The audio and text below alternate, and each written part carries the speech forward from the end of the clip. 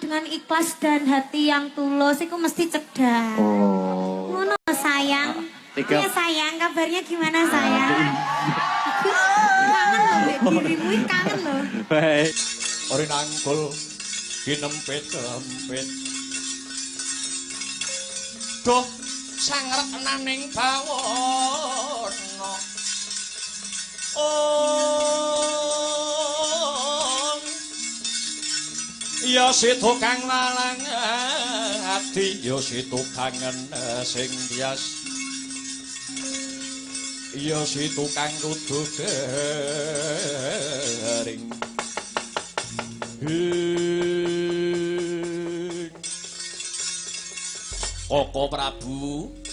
Koko Prabu Sumaliraja wewangsaning para pinisepuh sabdane para sarjana ingkang sujaning budi nate paring pangandikan 1 pesti 2 jodho 3 wahyu 4 derajat pangkat 5 donya punika wonten panguwasane Gusti ingkang akarya jagat menawi sampun tumeka wahyaning mangsa kala jodhonipun Nini Sukesi tartamtu niki mangke enggal badhe dumugi wonten negari Ngalengka mriki duh Koko Prabu perkawis kasekten miwah kadigdayan kula tartamtu kemawon wonten saweneh jalma ingkang saged ngasoraken kekiyatanipun kang rayi kula pun jambu mangli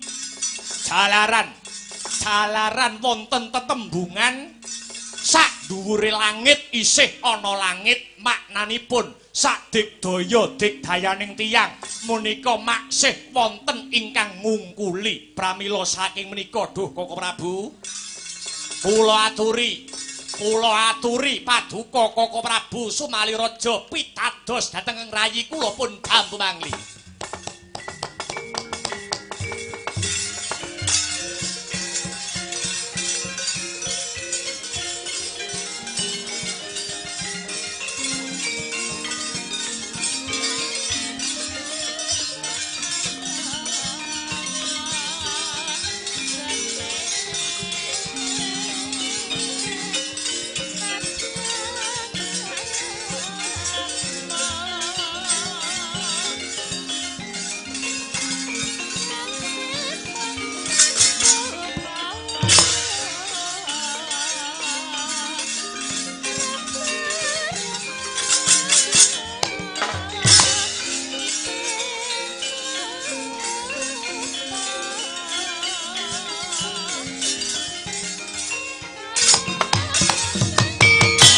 Monggo Kakang Resi.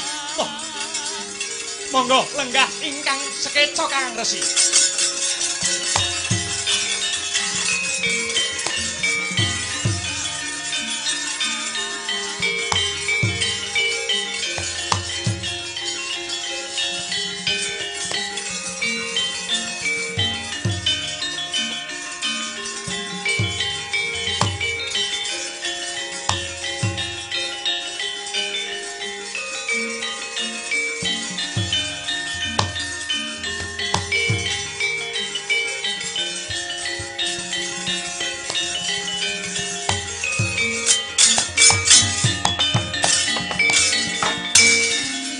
Pangudari tias riwut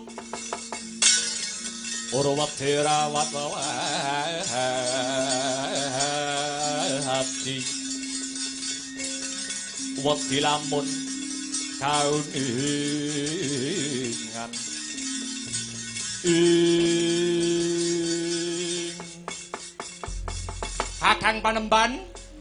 Kakang Panemban Begawan wis rawa saking pertapan deder penyu sak rawuh paduka wonten negari Ngalengka mriki kula pun Sumaliraja ngaturaken pambage panakrami kunjuk Kakang Panemban Begawan wis rawa iya Yayi Prabu Sumaliraja Raharja praptaning pun Kakang ing deder penyu niskala ora ana alangan sawiji apa kowe inggih kejawi saking menika kendhih kemrungsunging galih kesuk panata ling kalbu. Daya-daya kepengin wuninga wonten wigatos ingkang pundi? Dene sumengka pengawak Bajra. Sigra kang mawa gita kang amengku gati prapta wonten negari Ngalengka diraja mriki. Yayi, praptanipun Kakang mung minangka dadi talang. Talang ature putraku ing negara Lokapala ya kuwi anak Prabu Danapati. Ingkang wosing sedyaning galih nering cipta dina sakmengko tekaku ana negara Ngalengka iki bakal ngebun-ngebun esuk ngudan-ngudan sore bakal nglamar Atmajamu putri Nini Dewi Sukesi kanggo garwa Prameswari tumraping anak Prabu Danapati negara Lokapala Sang Prabu. Weladalah.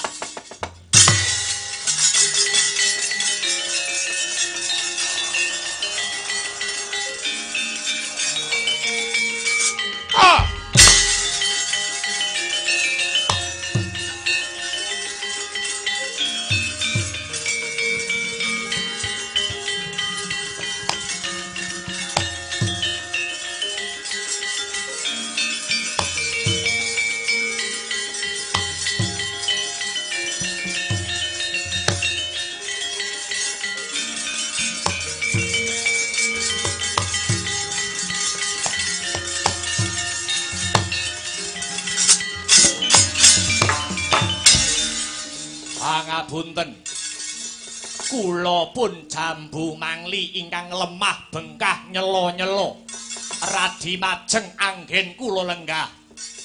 Koko Prabu, babar pisan kula boten badhe nilar ing reh tata krama kang sarta yudha negara. Eneng apa Jambu Mangli, eneng apa? Koko Prabu, Sitating Nalendra menika kedah berbudi bawa leksana. Lire berbudi tansah geganjar mula wisuda bawa leksana tegese netepi ing reh pangandika. Paduka ingkang sampun paring palilah dhateng kula. Sinten kemawon ora nyawang raja miyang para narpati mandhapipun satriya-satriyaning praja. Senadyanto wong pidak pedaraan loro saudon telu sauruban saged mala krama ponakan kula pun Nini Sukesi menawi saged nglangkahi bangkene Jambu Mangli ingkang angka kalih kedah saged medharaken sastra Jendra Hayuningrat pangruwating diyu. Pramila saking menika wis dicukupi tekan semene Jambu Mangli, dicukupi tekan semene. Mboten Koko Prabu, mboten. Dinten sak mangke tetep jejeg adeg-adeg kula.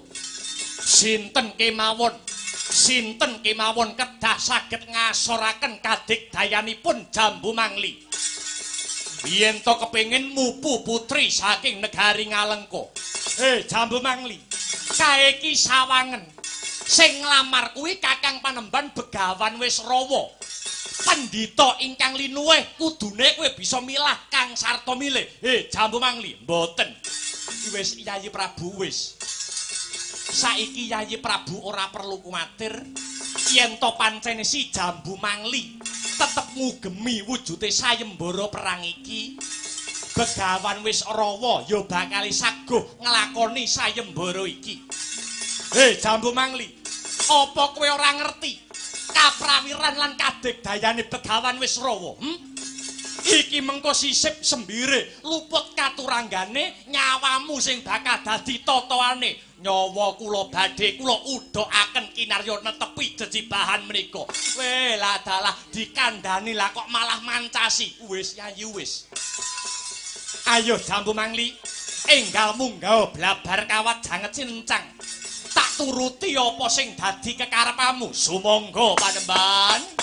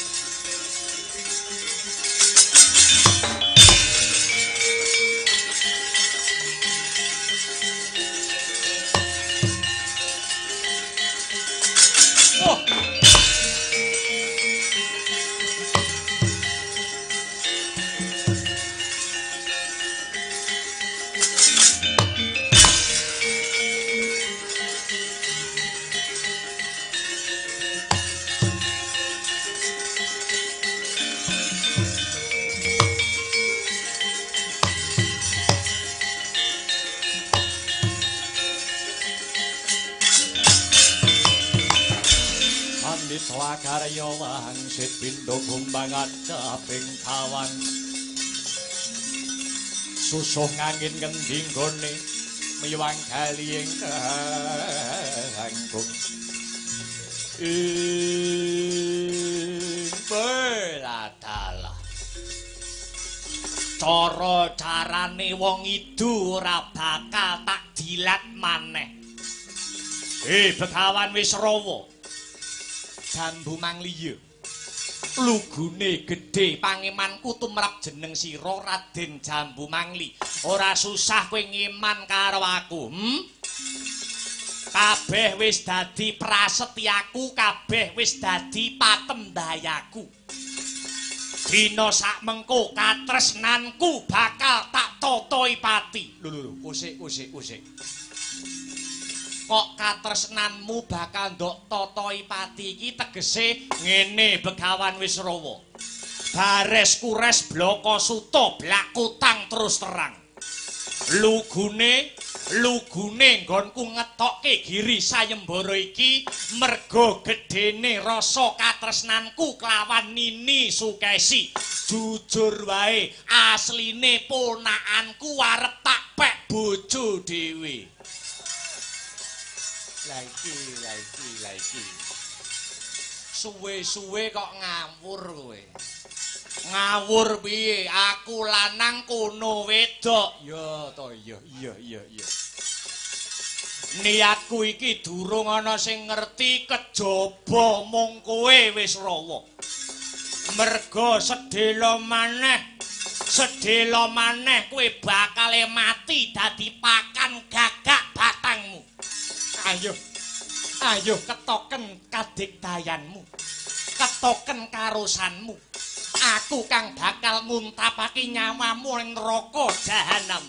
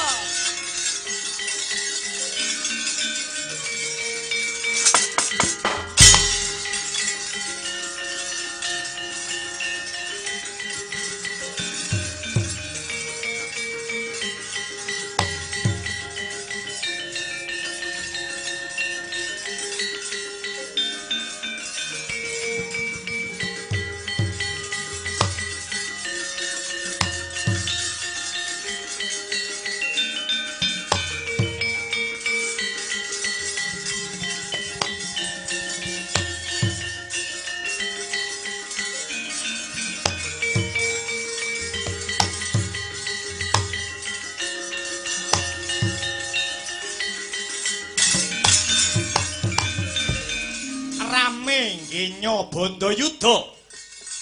Mangkono dupi resi wis rawa kalindih yuda. Sigra nyawisaken wujuding jemparing ingkang cacahe gangsal. Ingkang sinebut Kyai Pancawisaya. Panca tegese wilangan 5, wisa tegese hawa nafsu, ya tegese jagat. Panah cacah sekawan kinarya ngilangi hawa nafsu sekawan ingkang mapan wonten anggane risang jambu mangli. Dene jemparing ingkang sajuga kinarya nyampurnake sedane sang jambu mangli. Mangkono jemparing linepas kebak kaya kilat kesit kaya tatit dadi srana pejahe senopati Ngalengka.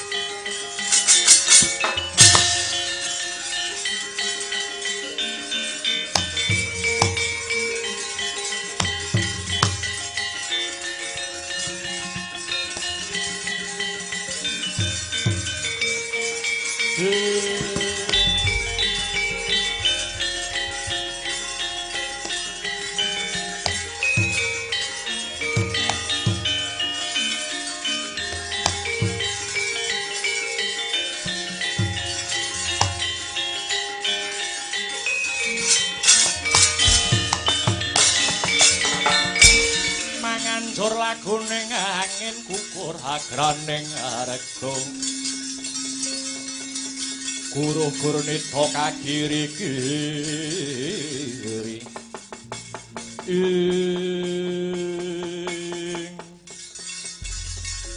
Yayi Prabu Sumali sing gedhe pangapuramu kepeksa ripalungguhan iki. Kadangmu jambu mangli wis kelakon ndak sirnakake.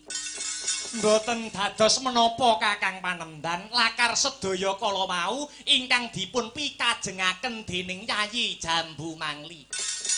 Pramila sampun satrepipun menawi lelampahanipun kedah kados mekaten Kakang Panembahan. Iya.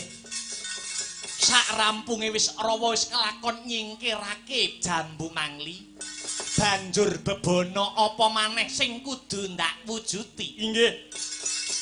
Ingkang angka kalih nuwun inggih.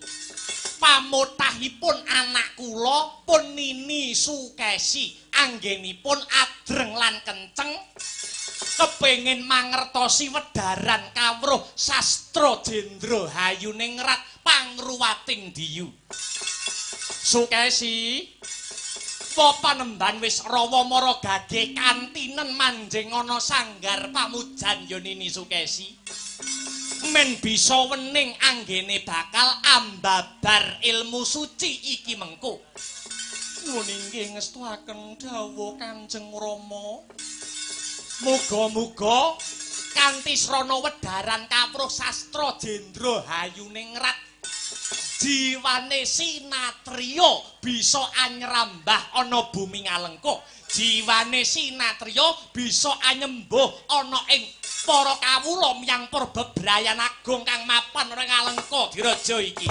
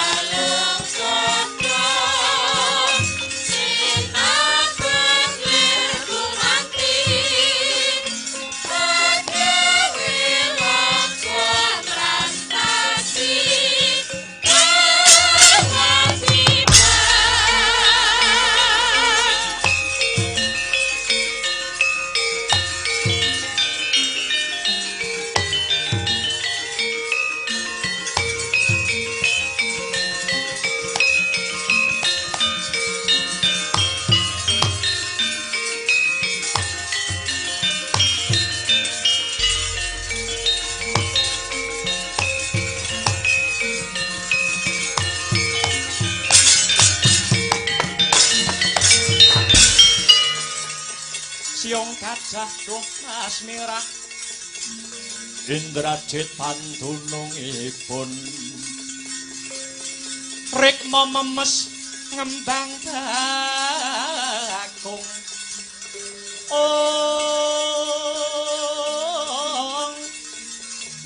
nyengkir gading renggodo jarweng ranuduh ngayu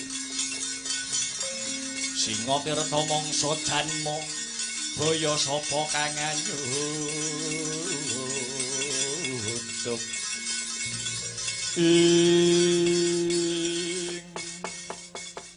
Wa Panemban sakmenika Wa Panemban sampun kula papanaken wonten ing sanggar pamujan Sumangga kula aturi ambabar aji sastra Jendra Hayuning Rat Nini Dewi Sukesi sayektine tumanjane aji sastra Jendra Muna kudu pratitis ora kena maton karet lan kepingin awit apa ilmu iki ilmu kang suci lan werit yen nganti kalah cipta sisip sembire luput katuranggane dudu dalan pangruwatan ingkang teka nanging malah bisa ambabar wisa ingkang gegirisi ingkang tundhone bakal ngrusak marang jagat mula kang mengkono Nini timbangen ingkang kongsi adil saringen ingkang kanthi lembut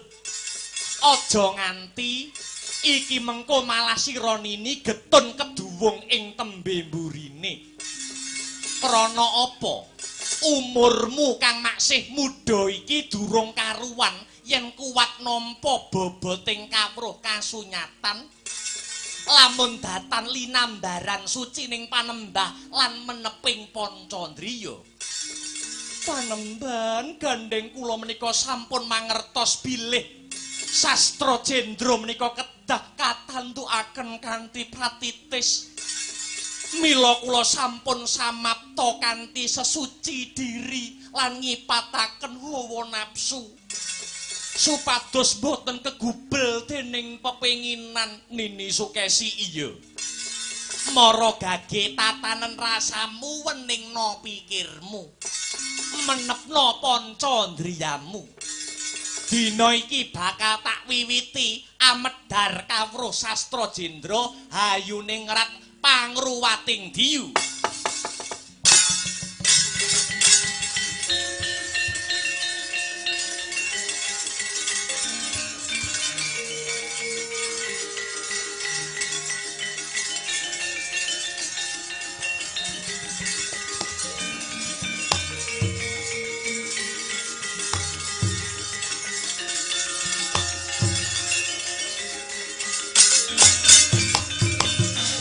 Satan ngawruhi kang tekane tanpa sangkang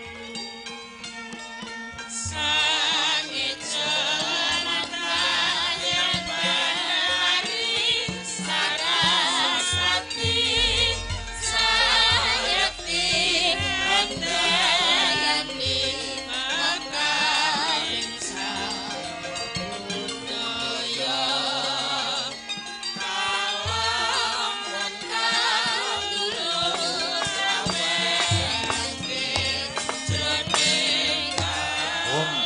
Ilahing astu nama sidam bisa mursid lamun saliring dumadi kababar dadya daya kersarane kang nitahake ora ana sawiji-wiji kang merucut saka kodrate. Sastra Jendra pangruwating diyu obor pepadang swasana pepeteng lamun wis nyarirani padang mahanani pakarti rahayu sirna sarining hambek angkara murka wedaring Sastra Jendra hayuning rat upama samudra kinarya mangsi akasa minangka dlancang sayekti durung paja-paja yen to bisa rampung panulise satuhu tan kena kinaya ngapa agung luhur sarta jembaring teba sipating sabda suci kang mewarah kasunyatan jatine sangkan paraning dumadi muhung bisa tinampa titah wis piniji kang sarta kapiji ing jagat Purwa Madya Wasana sang Begawan Wisrawa wis medhar Sastra Jendra hayuning rat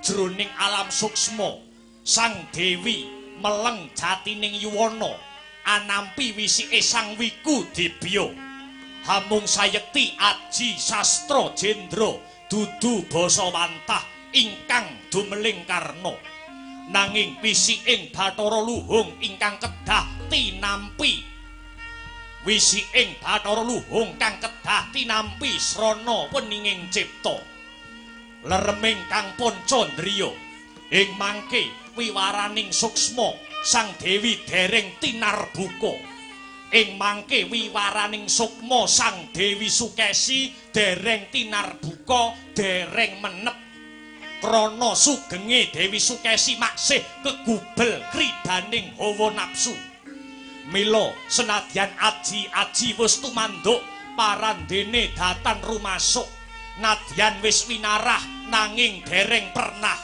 malah sumuing swasana sumundul ing antariksa dayane aji Sastra Jendra kang sisip temah mahanani goro-goro jagat kalimput ing pedhut ing gegana katyarsa swara gluduk lir pinusus gelap ngampar samudra kocak kinebur gunung Sastra Jendra mahanani banjir lahar bleber dupi tanggap tekaning siku denda nalika semono Gya garagapan sang Begawan Wisrawa ngraita lamun tanduk salah sipta temahan kandhek ngenira wewarah aji Sastra Jendra kandhek sabdaning sang Wiku Debya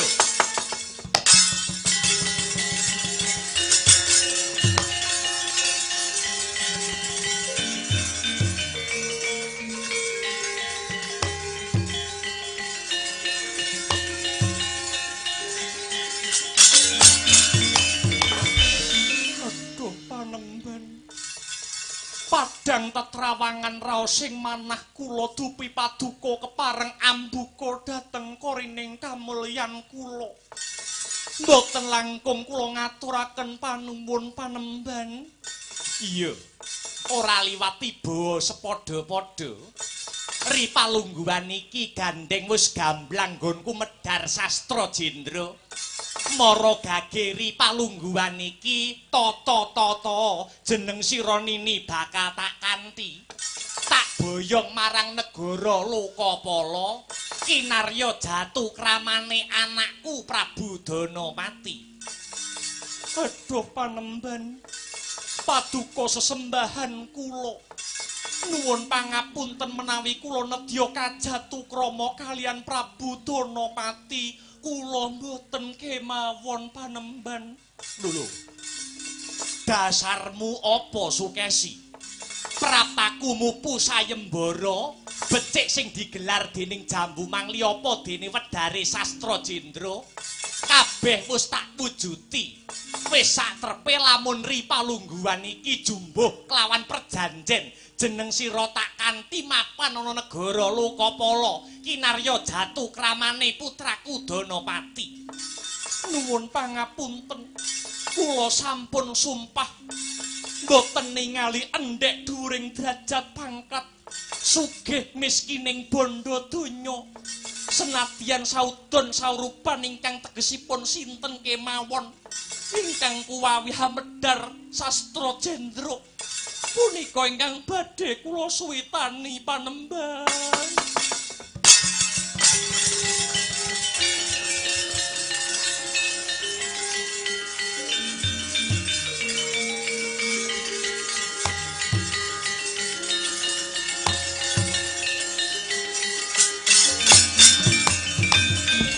Sukesi, ing ngarep aku rak wis kandha. Sowanku iki dadi wakile anakku Danapati. Kula mboten nampa wakilan. Inggih piyayi ingkang kuwawi medhar Aji Sastra Jendra ingkang menang jawil sarta ngregem dumateng badan kula. Mila ripalenggahan samangke kalilan kula pasrah jiwa raga dumateng paduka panemban. Inggih namung paduka panemban wis rawa ingkang menang raosaken kanikmataning badan kula pun Dewi Sukesi. Sukesi, aja mlinger kiblatmu. Iba kaya ngapa surake jagat lamun to pakartine wis rawa nuruti apa sing dadi hawa nafsumu. Aku mengko bakal matur sarta paring katerangan apa marang wong Lokapala mligine anakku Danapati. Yen ibarate wong ngemut gula krasa legi diuntal sak lodonge pisan. Ing kene ana tetembungan milik gendong lali bareng rasake enak lan kepenak njur lali marang janjine. Kula mboten ngertos bab punika. Nanging Sukesi namung ngugemi sumpah saha jati diri kula. Ewadene menawi paduka mboten kersa anjatukrama dhateng Sukesi. Prayogi kula pejah kemawon panemban.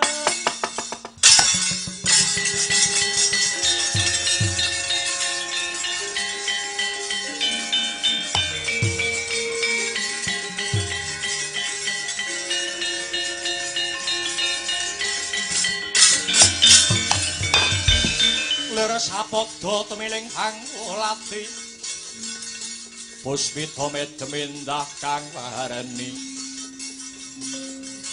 Puspita medemindah kang warni midering taman galak ulat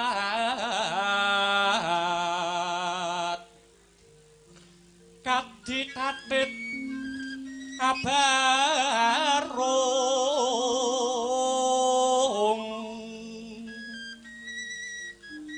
kang pamulung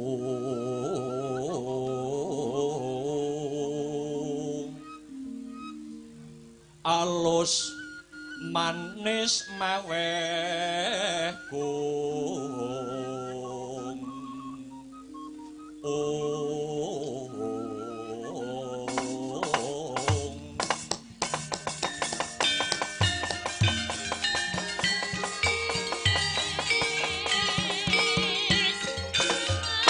sauda kocap ewuh aya ing pambudi Sang Resi Wisrawa dupi midhanget aturipun Dewi Sukesi ingkang ririh ruruh angarih-arih mangkono tanggap ing sasmita Sang Ayu sigra manembah manguswapada kalajengaken amijiki ampeyane Sang Resi ing wanci dalu yang condra kaya nglingling dawana cahyane rembulan kang anyarengi purnama sidi nrabas genteng kaca nembus sanggar pamujan nyoroti sarirane Dewi Sukesi satemah mencorong pasuryane kaya widodari darat lelewane Sang Ayu eseme Sang Kusuma kaya bledhek kang nyamber imane Sang Wisrawa liringing netra kincanging alis prasasat rubuhke kabrahmanane Sang Wiku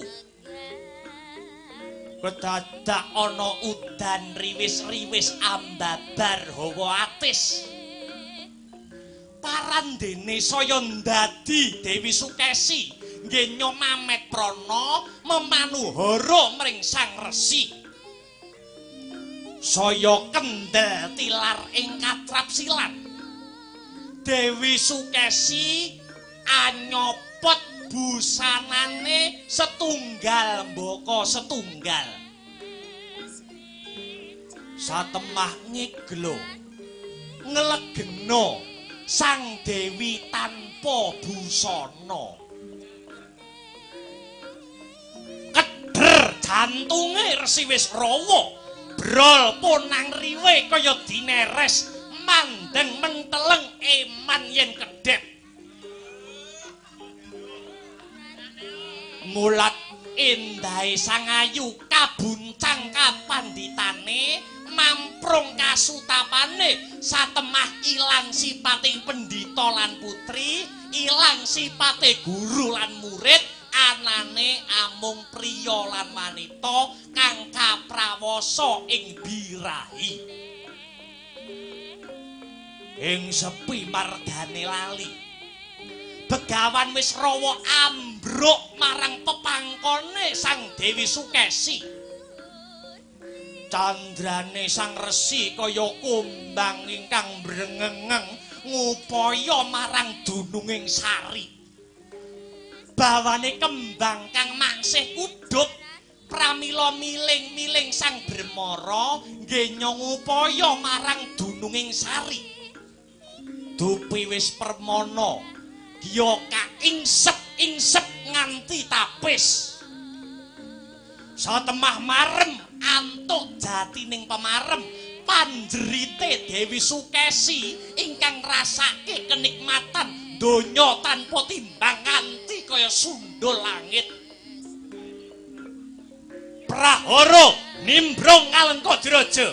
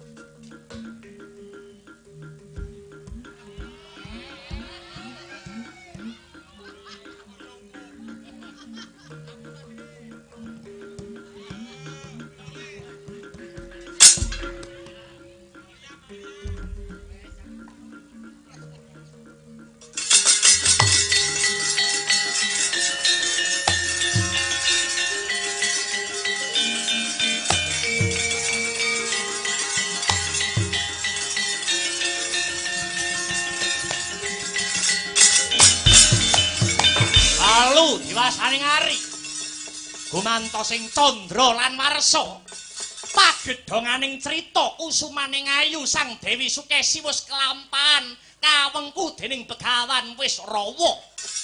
Ora kadhaupake marang putrane ning malah dipek dhewe.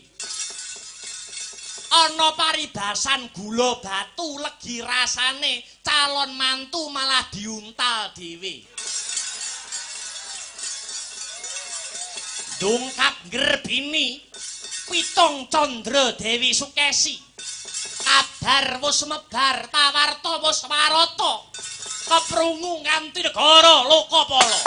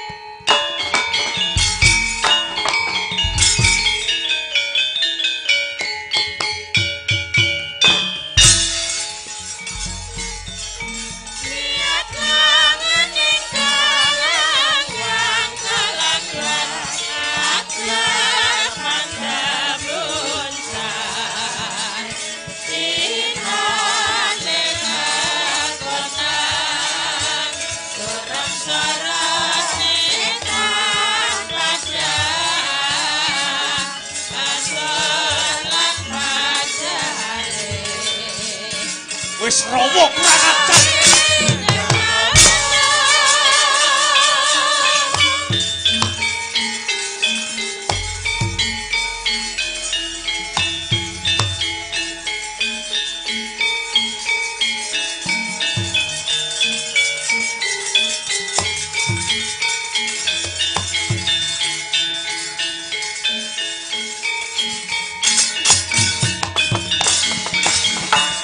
Kyai Kunto Aswara wis pinentang dening Nalendra ing Lokapala. Nalika samono mlengkung kaya putung-putunga gendhewane. Geget waja Prabu Danapati. Janggane Kang Rama Wisrawa kang kaincer. Semono Sang Danapati wuninga Sang Begawan Wisrawa wis patrap ngagem busana sarwa putih. Patrap lila legawa prapting pati semedhot ing panonira Srinata Danapati. Kaya jebol dadane, geter sarirane kadya oncat nyawane. Ketang tresnanira marang Kang Rama brol kang riwe. Nelesi hangga satemah saya kendo panyepenge jemparing. Sakala binanting gandewa handret karuna. Oh, Bapak. Wah!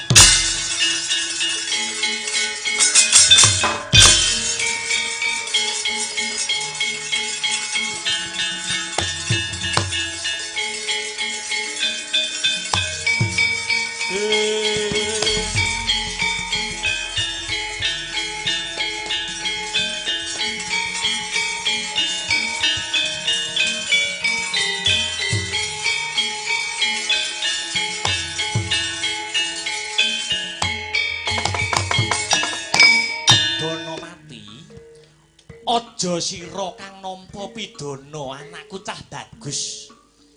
Petenge jagat rusak ing kahanan ora ana liya krana nggonku sisip ing panindak. Mongko wis wahyaning mangsa kala tetil aku kudu nanggung ala becik. Dina iki pun bapa bakal mitungkas kelawan sira Danapati. Pun bapa bakal nglilake kondur marang Lokabaka. Sadurunge pun bapa bakal kondur, dina iki sira bakal tak paringi kasekten. Pun bapa ingkang ingaranan Aji Rawa Rontek kanggo tinggalan warisanku sadurunge aku kondur ana alam baka Danapati.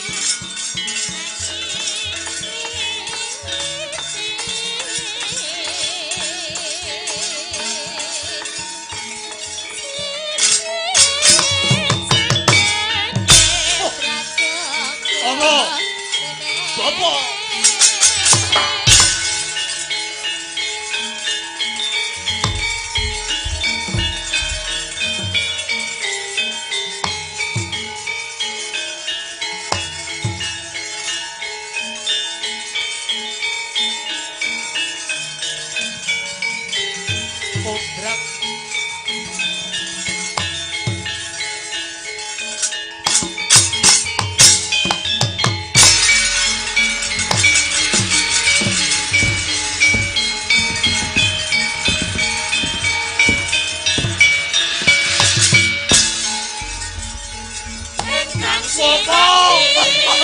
bakas dan wiji kawula jenis satembangan mai ingkang sinandi bakas dan wiji kawula jenis satembangan mai.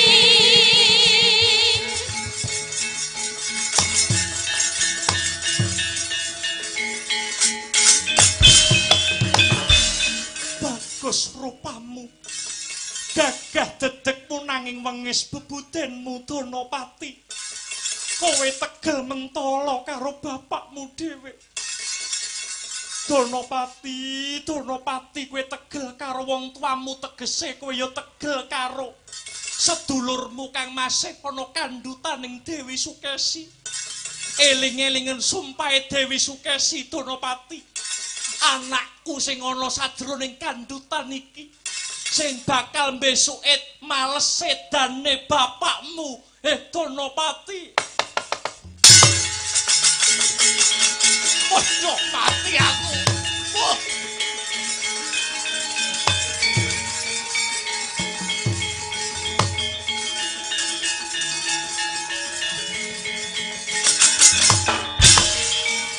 Mampir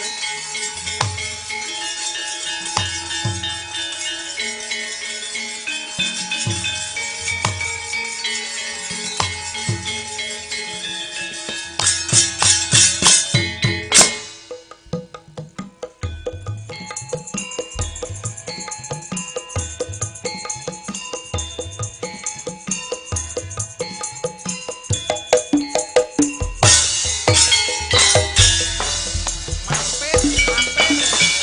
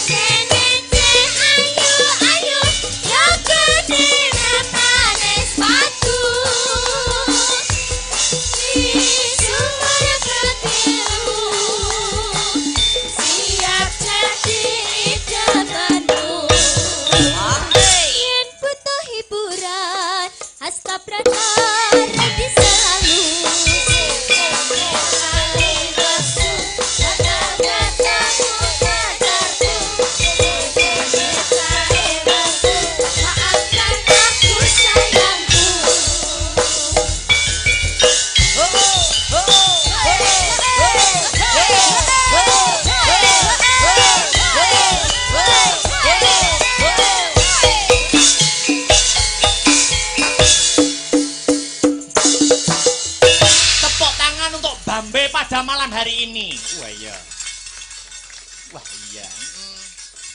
Subhanallah walhamdulillah la ilaha illallah wallahu akbar. Nduk anakku sing tak tresnani, anakku sing setinik-tinik, nduk anakku Limbuk. Ana dawuhmu apa, Mak? Ora lali ya nduk angka sepisan. Ya kuwi ngucapake kang sarta ngungkapake rasa puja lan puji syukur. Konjuk marang Gusti ingkang murbeng dumadi Allah Subhanahu wa taala, Tuhan yang Maha Esa Hyang Widiwasa. Oh ngono, Mak. Krana awake dhewe isih diparingi keberkahan lan kenikmatan, becik nikmat sehat, nikmat sempat, nikmat iman. Oh ngono, heeh. Moka tanpa nikmating pangeran, aku karo kowe anakku Limbuk bisa manunggal ingkang sarta tetunggalan ana ing adicara bengi iki. Wah, iya kok, Yung, iya. Banjur bengi iki sowan ana laladan ngendi lan mengeti adicara apa, Mak? Iki ngene ya, Nduk. Bengi iki aku karo kowe sowan ana ing laladan dusun Mbambe, desa Mbambe, kecamatan Driyareja. Oh ngono. Iya. Adicarane ya kuwi bersih dusun, sedekah dusun. Oh ngono. Heeh, ana sing ngarani nyadran, ya rasulan, ayo. Seje desa mawa cara. Oh, tiap desa beda-beda leh ngarani ya, Mak. Ya pancene kaya ngono. Oh iya, heeh. Bersih dusun utawa sedekah dusun, janjane tujuan adicara sejenis kaya bersih dusun, sedekah dusun ngene iki tujuane lan manfaate apa to, Mak? Ngene ya, Nduk. Tujuan acara gelar bersih dusun utawa sedekah dusun kuwi janjane mengaplikasikan nilai-nilai luhur sing terkandung ana Pancasila sebagai dasar negarane awake dhewe. Oh ngono. Isa contone piye? Tuladane piye yo? Ngene. Tujuan acara bersih dusun ing antarane siji ya kuwi syukur marang nikmating pangeran kang wis diparingke marang wilayah sing gelar bersih dusun kuwi mau, contone nyukuri hasil panen lan liya-liyane. Ngono, heeh. Tujuan pertama iki mau menekankan rasa syukur jumbuh karo nilai Pancasila sila pertama. Oh ngono ya, Mak. Iya. Terus angka loro. Angka loro tujuane bersih dusun uga dadi ajanging silaturahmi, ngraketke tali paseduluran. Oh ngono, heeh. Sing ora tau kumpul tanggane dadi kumpul karo tanggane. Iya, Lah tujuan angka loro iki sesuai karo nilai Pancasila sila kedua. Oh, kemanusiaan yang adil dan beradab. Heeh. Sabanjure tujuan bersih dusun angka 3 ya kuwi bersih dusun mengajarkan tentang persatuan dan kesatuan, ora nyawang bedaning agama, suku lan golongan. Oh iya, kabeh bersatu padu kanggo mensukseskan adicara sedekah dusun kang kagelar ana ing dusun Mbambe kaya bengi iki. Oh iya, Lah tujuan ketiga kuwi ya sesuai jumbuh kelawan Pancasila sila ketiga, persatuan Indonesia. Tujuan angka 4 ya kuwi dengan adanya bersih dusun utawa sedekah dusun, warga masyarakat dilatih untuk saling menghargai pendapat orang lain. Contone nalika rapat lan sarasean nentokke bersih dusun tahun iki pengen gelar acara apa wae. Oh ngono. Kabeh padha urun rembug kanthi diwasaning pamikir untuk menghasilkan tembung mufakat. Tujuan keempat iki jumbuh kelawan nilai Pancasila sila keempat. Oh iya, musyawarah. Lah banjur sing pungkasan tujuane bersih dusun angka 5 ya kuwi bersih dusun utawa sedekah dusun dadi ajanging introspeksi diri, mulat sarira angrasa wani. Iya. Kira-kira setahun duwe salah apa karo tanggane? Iya. duwe luput apa karo tanggane wekasane kesalahan lan keluputan iki mau disuwunke pangapura dimen rukun ing tembe mburine merga warga masyarakat ing Bambe iki wis ngrumangsani ora ana gaman sing paling ampuh kejaba mung gaman kerukunan tujuan bersih dusun angka 5 iki uga cocok lan pas karo nilai luhur Pancasila sila sing pungkasan ya kuwi sila angka 5 wah iya ya mak iya mula wis sak wajibe awake dhewe ngaturke panuwun iya nduk heeh ngaturke panuwun kang tanpa pepindhan iya kunjuk sapa wae mak nuwun inggih menika kunjuk ingkang angka setunggal pepunden kula Bapak Kepala